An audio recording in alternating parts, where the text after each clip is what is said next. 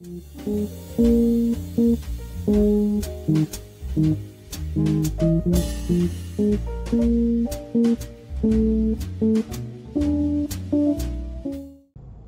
John's book on page 98, there is a little scenario that's set up called doing something useful.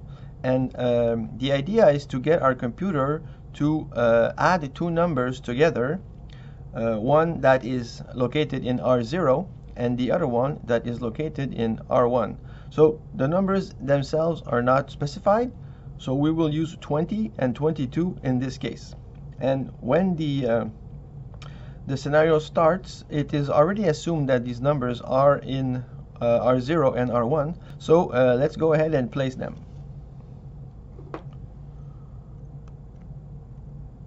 So I have selected 20 here on our dip switch. Now I have two wires here, one which is black, we'll call this the enable wire, and one which is red, we'll call it the set wire. So first we need to store our number into R0. Alright, now we set our second number and store it into R1. So I've tried to make the zoom a little bit higher here so you can see, hopefully you can see these labels that I've put that indicate the different control signals. If you can't, anyways, you can download them in one of the previous videos and you can put them on your own board. Okay, so let's reset the bus. So now our initial state is ready to be executed. So the first sentence of the scenario is, in the first clock cycle, we can enable R1 onto the bus and set it into TMP. So let's do that. Enable R1 onto the bus and set it into TMP.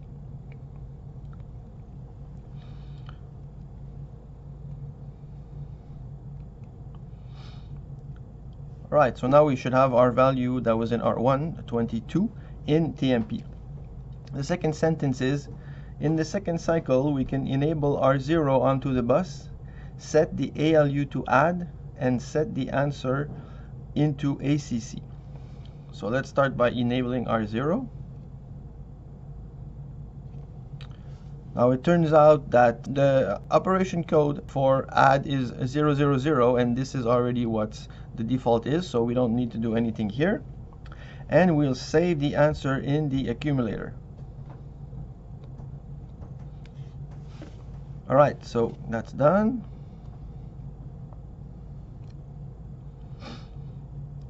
And finally, in the third cycle, we can enable ACC onto the bus and set it into R0.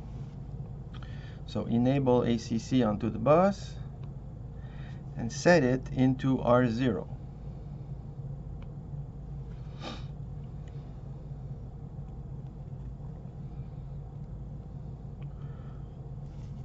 Okay, so now our computation is done. So if we simply enable R0 onto the bus, which is where we saved our result, we can see here that the bus is showing us the value 42, which is in fact the sum of 20 and 22.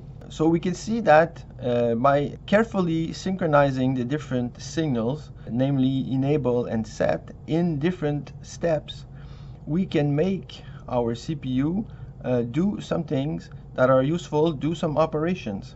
So what we're going to do now is move on to the second place in the book when this scenario is introduced on page 105, called Doing Something Useful Revisited.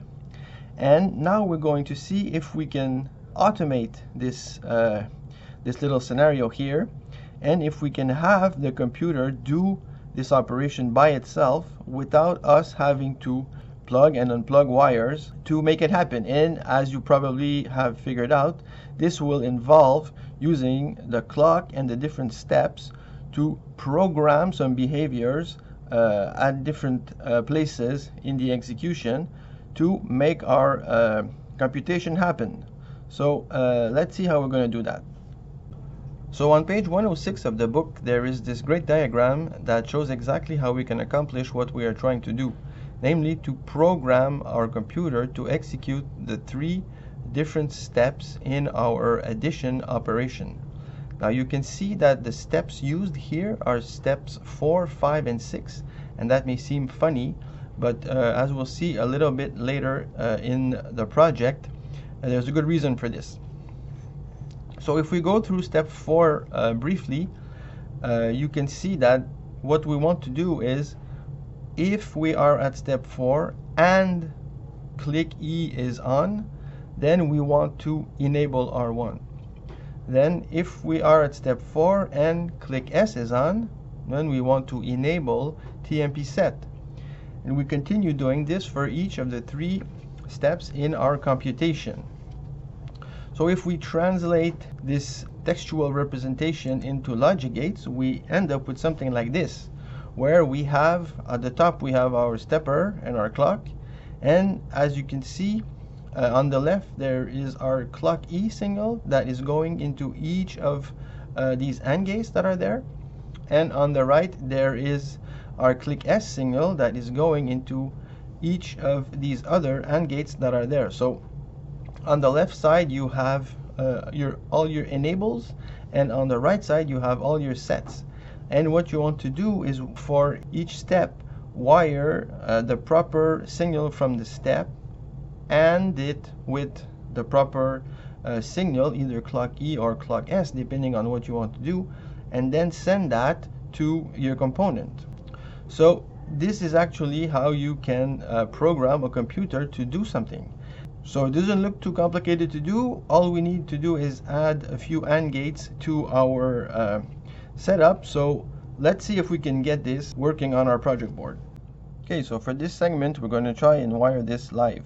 So we have our project board up and running here. So I've already programmed the values 20 and 22 into R0 and R1 respectively. Let's check if they're still there by enabling them. So 20 here, 22 here, so that's good. So I've added 2 SN74HC08 chips here and gates, and we're going to wire these signals through the AND gates to the proper control signals, just like we saw in the diagram. So in the diagram we can see that there are 3 enable signals to set up, 1 for each step, and the same thing for set signals. So we're going to start by sending the enable signal to 3 different AND gates.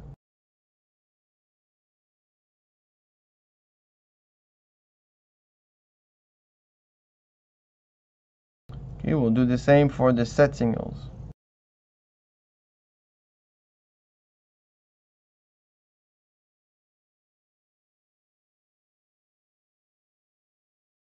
Okay, now for each of the steps, we're going to send a signal to 1 of each kind of AND gates, 1 for enable and 1 for set.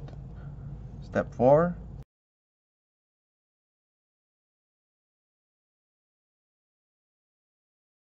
Step 5.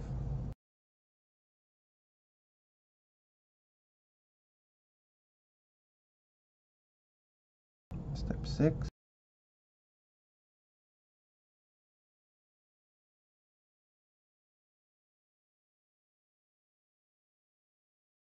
Now let's hook up the proper control signals. So for enable goes to R1, for set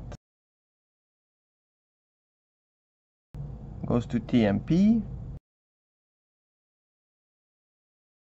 5 enable goes to R0, 5 set goes to the accumulator, 6 enable goes to the accumulator enable, and 6 set goes to R0.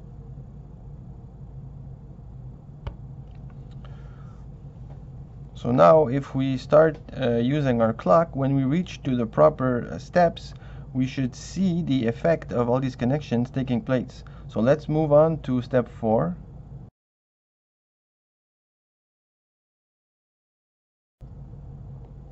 Okay, so now we are at the first quarter cycle of step 4, and the enable signal should be R1, so we can see that R1 is in fact on the bus now. So if we keep going, now this should have set R1 into TMP. Now step 5, we are enabling R0, and in fact it is being enabled here on the bus. Now step, and we are setting to the accumulator. And finally step 6, we are enabling the accumulator, so displaying the value here, which is 42, which is the good result for our addition. Now going to set, it will be set into R0. So if we continue clicking, now we're going to wrap around and get ready to start the next round of the stepper. So now if we enable R0, we should see our result 42 stored in there, and in fact it is. So we have actually programmed a computation now on our CPU. So we can see that directly connecting all the wires like this makes kind of a mess, but it is a way of programming our computer. But one of the limitations of doing this like we just did is that there is only one thing that the computer can do, right? In this situation, when we reach step 4, we're going to do an addition. There's no way to change what we want to do on step 4 because now we have hardwired it here. So to move on to something better that's going to give us more flexibility, we're going to have to take a look at what is called the stored program computer. But before that, in the next video, we're going to be completing our project board with 2 more registers that are required, which are R2 and R3. See you soon.